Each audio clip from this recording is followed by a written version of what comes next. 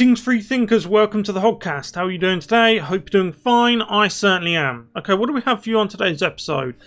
And happy Christmas, by the way. Happy Boxing Day. A happy New Year and all that. Let's hope 2021 can be a lot better than 2020.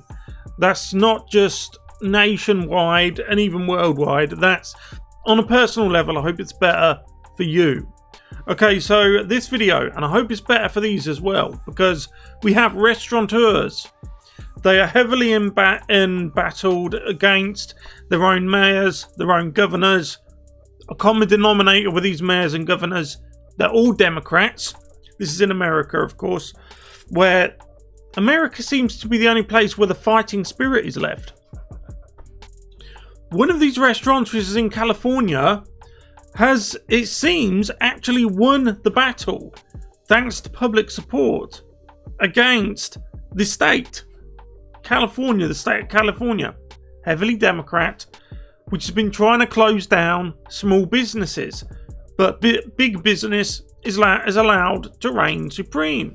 So we've got two clips to go over, one from California, one from another state. This man here, who actually seems to have pretty much almost lost his battle. So we have two clips, one of a restaurant which has won its battle and one of a restaurant which has lost its battle. So without further ado, let's get into this video. But if you haven't yet, please like, subscribe, hit the notification bell and share this video around. If you could do those things for me, share it to social media, subscribe, like, etc. That would be you giving me a lovely Christmas gift. Okay, without further ado, let's go. Okay, so I wasn't sure whether we should start with the good news or the bad news clips. With the good news being the bar and restaurant that seems to have won its battle with the state, or the bad news, the bar that seems to have lost its battle with the state. We'll start with the bad news. We'll end with the good news because it's Christmas. I want to end on a positive note. So this is the bar that has lost its battle with the state, essentially. And offering food to customers via delivery service, pickup, or takeout via drive-through. There's no drive-through here. We're in a downtown area. There's no way to do that. I feel like the health department is extremely ignorant to what's going on here. They say they're just doing their job. They should know what the rest. Sorry to interrupt so early, but I keep saying this in videos. This is a running theme. These mini tyrants who say, I'm just doing my job, that is not a valid excuse. I'll tell you why it's not a valid excuse. These people claim they care about equality. That excuse was used at the Nuremberg trials when the guards at the WW2 camps, where people of a particular religion were held until they expired, they said they were just doing their jobs in their treatment of this said particular group, and their excuse was not valid. They said, well, you can't say you were just doing your job. It wasn't allowed then, it wasn't accepted then, and it's not going to be accepted now. Restaurant industry is and how it works, but they obviously don't. Even saying something like via drive-through, it's not something that we even have the option to do here. Observe customers actively consuming food at the outdoor dining area of the restaurant. That's also another gray area. They told me not to put any furniture out, but this is a public space. It's a public area. It's owned by the city. I paid all that money to have that put out there, but I don't own the space. I don't lease the space. I guess you could say borrow, but it's not mine even to borrow. It's the city's space.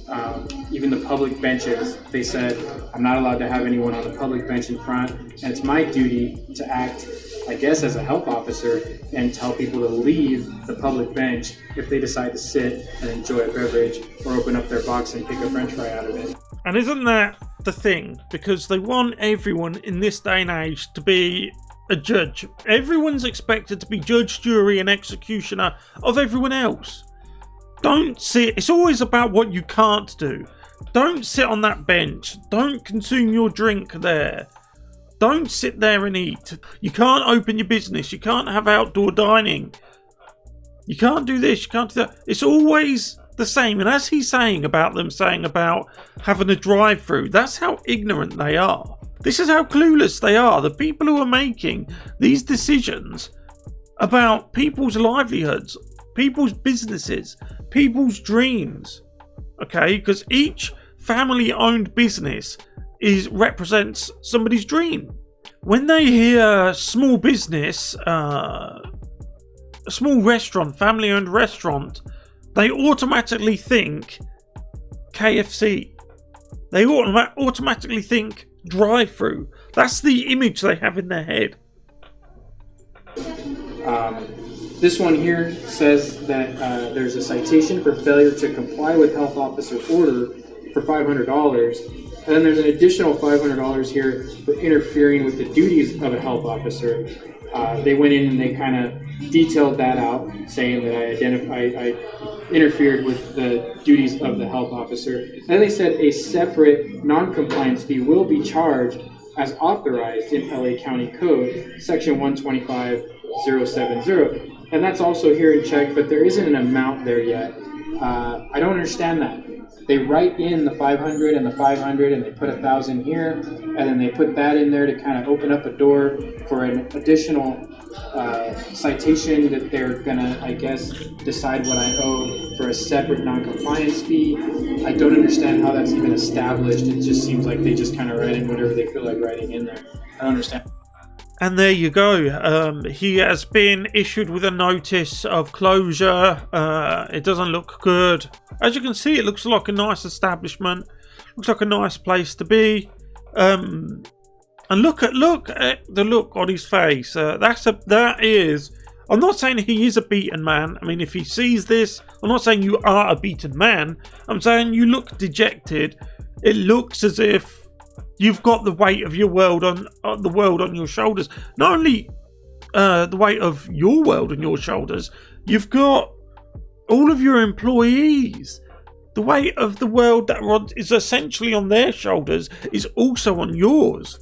Anyway, let's move on to the better, or at least the better news story. From bread and barley to tin horn flats, this is in California, and the state has essentially given up trying to crush this particular restaurant. Take a look. Get an idea. There's all the people here. Yeah, that's right.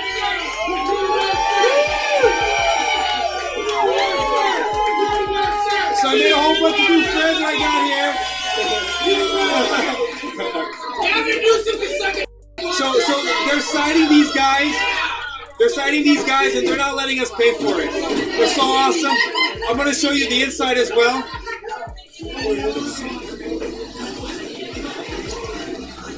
So they opened up the inside because they got cited. So what does it matter at this point?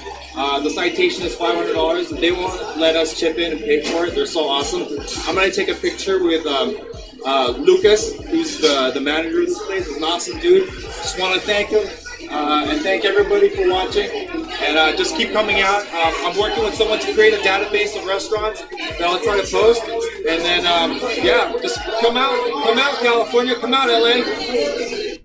What you're seeing there is two things, kind of related but slightly different. The first thing you're seeing is the human spirit, which is what it is. It's the human spirit resolving to make the most of any situation, which is what we do. I know you have the woke leftists, but they're different. You know, they don't want to make the best of any situation.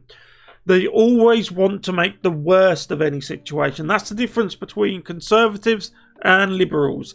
Liberals always want to make the worst of a situation. They always go into any situation and they'll try and divide people up into different groups, and those groups will be divided up by usually immutable characteristics, or if they're a man or a woman, or if they're straight or not, etc, etc.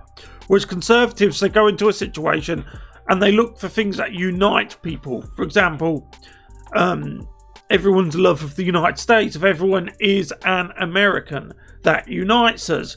If everyone loves a flag, that unites us. If everyone in the room respects the flag that unites us, and so on and so on. Whereas the liberals, they'll come in and say, I hate that flag because 500 years ago something happened, and then they'll burn it, and then after they've burnt it, they'll give a long-winded speech about diversity and equality and human rights. Whenever they're so tone deaf, they can't look around them to see that everyone's miserable. Everyone's been made miserable by them. But then they'll just blame it on Donald Gloff, the terrible orange man. But I'm digressing a little bit. The second thing is the American spirit, which is similar to the human spirit, as I said, but this is the American spirit. It's like a phoenix. It's something different to other places. I can't fully explain it. I know what it is, but I can't explain it. And I think a lot of people are that way. There's just this kind of spirit, this frontier spirit, this that's been moulded and shaped over hundreds of years to say F you to tyranny. And people from afar afield trying to tell us you can't open your restaurant, you can't do that, you can't do this, you've got to jump through this hoop, and even when you've jumped through the hoop, I'm still not going to give you it, and all that type of stuff. Americans are notoriously freedom-centric, which is a good thing.